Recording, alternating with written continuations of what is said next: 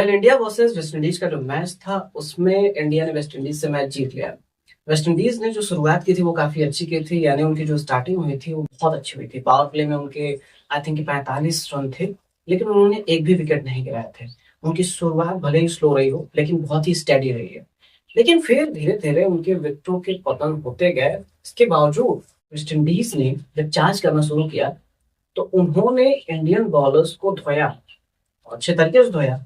क्योंकि इसमें कुछ ही बॉलर यानी कि अर्शदीप सिंह का 19वां ओवर आप देखेंगे तो उसमें वो बच पाए, और जसप्रीत बुमराह ने कल बहुत अच्छी गेंदबाजी की। बावजूद इसके वेस्ट इंडीज ने 195 का स्कोर दिया, जहां पे इंडिया थोड़े समय के लिए डरा हुआ था, या यूं कह ले कि इंडियंस डरे हुए थे, क्योंकि वहां पे जो 11 प्लेयर थे वो तो बेबाक दिख रहे थे। ऐसा लग रहा था जैसे उनमें ये कैपेसिटी है और वो कैपेबल है उसको चेज करने में, और उन्होंने चेज किया भी।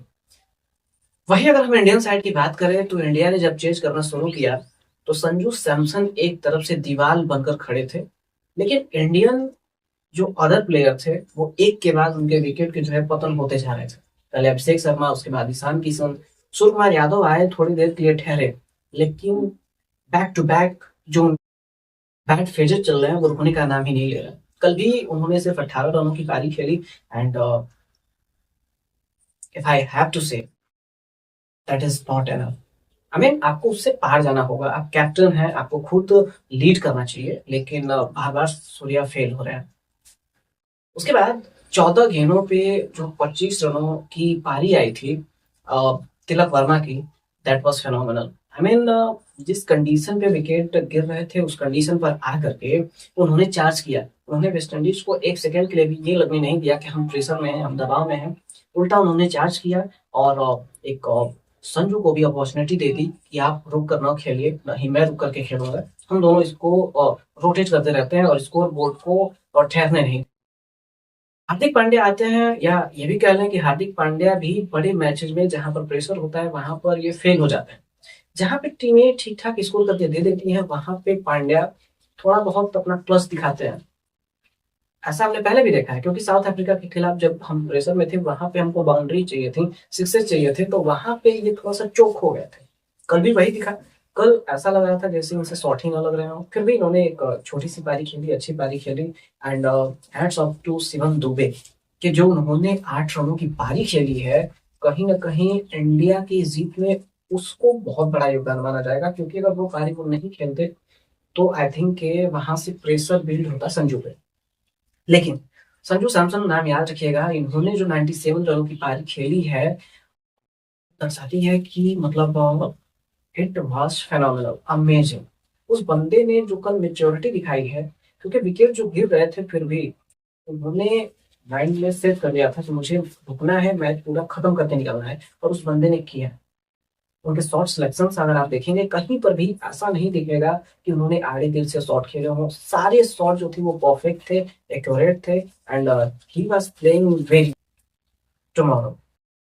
सिमरन हेटमायर पे वेस्ट इंडीज की कल नजर थी कि हो सकता है ये थोड़ा बड़ा स्कोर करें, और he was suppose to be a big threat for India. India के लोग बहुत बड़ा थ्रेट माने जा रहे थे, लेकिन बुमराह जब आए, बुमराह छाए। क्योंकि ऐसा कभी हुआ ही नहीं है कि आप बुमराह से कुछ एक्सपेक्ट करें और बुमराह वो डिलीवर ना करें। जब आपको विकेट्स की जरूरत हो और बुमराह आपको विकेट न दिलाए, that is why Bumrah is so special. Bumrah ने कल जब सिमरन हेटमायर का विकेट लिया तो वहां से ये क्लियर हो गया था कि मैच अब हमारे पक्ष में आ सकता है, क्योंकि सिमरन हेटमायर आ करके तुरंत ही चार्ज करना शुरू कर दिया। उस बंदे ने छक्के चौके लग रहे थे, यहाँ तक के सिर्फ दो ही ऐसे बॉलर थे जो हेटमायर को कंट्रोल कर सकते थे।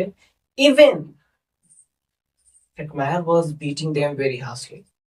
ओवरऑल देखा जाए तो कल के मैच में संजू सैमसन की जो पारी थी दैट वाज फेनोमेनल।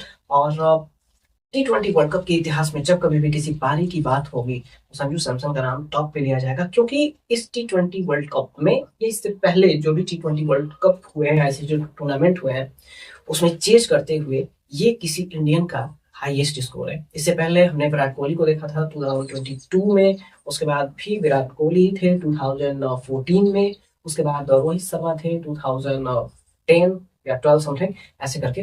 तो टॉप 5 में जो 3 स्कोर थे वो विराट कोहली के थे, 82 हाईएस्ट था, लेकिन अब 97 हो गया है संजू सैमसन का। तो I think this is a big time for celebration, और इवन टू प्रेज संजू, की संजू को हमें प्रेज करना चाहिए। बाकी मैच हम जीत चुके हैं, सेमीफाइनल अब हमें देखना है, और सेमीफाइनल में हम भिड़ेंगे इंग्लैंड से, और से भी 2022 का रिवेंज लेना है। तो keep watching, keep loving, and thank you very much.